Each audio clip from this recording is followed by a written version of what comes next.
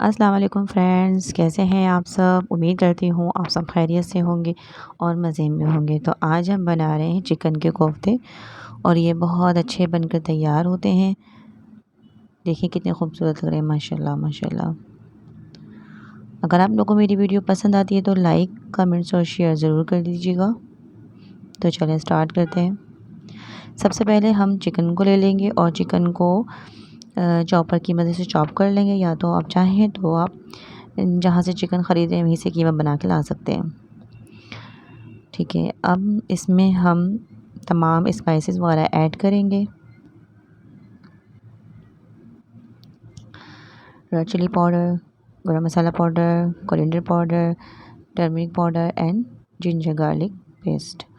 اس کے علاوہ چنوں کو ہم نے گرائنڈ کر لیا ہے، اور ہرا دھنیا پودینہ لے لیا ہے ہم نے، ہرا دھنیا اور ہری مرچیں۔ اس کے علاوہ پیاز کو چاپ کر لیا ہے، اس سے بہت ایزی ہو جاتا ہے کام۔ تو بس اب اس میں باری باری تمام چیزیں ایڈ کر دیں گے، اور اس کے بعد ہم سب کو مکس کر لیں گے۔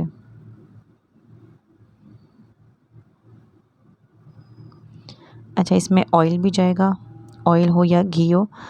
اگر گھی ایڈ کریں گے تو زیادہ اچھا ہے۔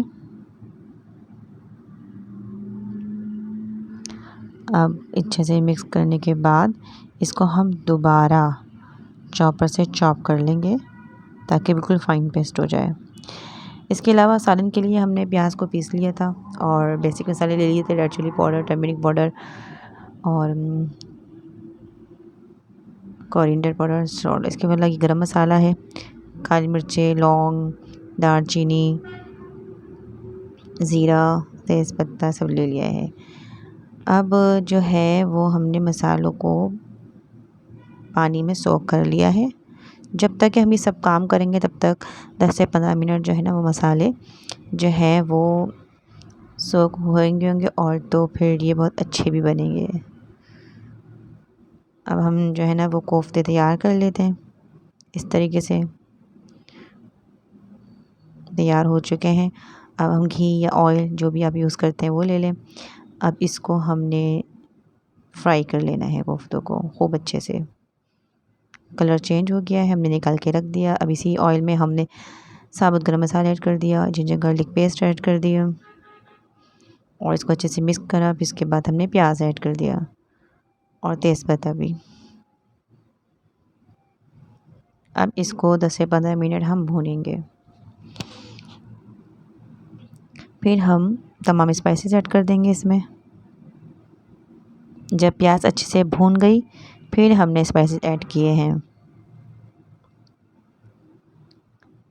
اب دیکھیں آئل بالکل سیپریٹ ہو چکا ہے۔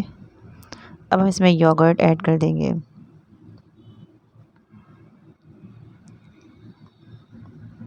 کوفتے یہ رہے اور مسالہ یہ رہا، بالکل اچھے سے بھون چکا ہے، یہ آلموسٹ ڈن ہو چکا ہے۔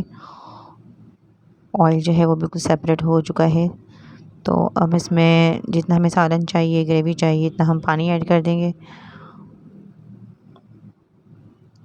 اور اب اس میں کوفتے ایڈ کر دیے۔ جب بوائل آ گیا سالن میں تو پھر ہم نے اس کو ہلکا سا ڈھکا، تھوڑا سا کھلا رکھا اور اس کو پھر پکا لیا، اور الحمدللہ کوفتے بن کر تیار ہو گئے ہیں۔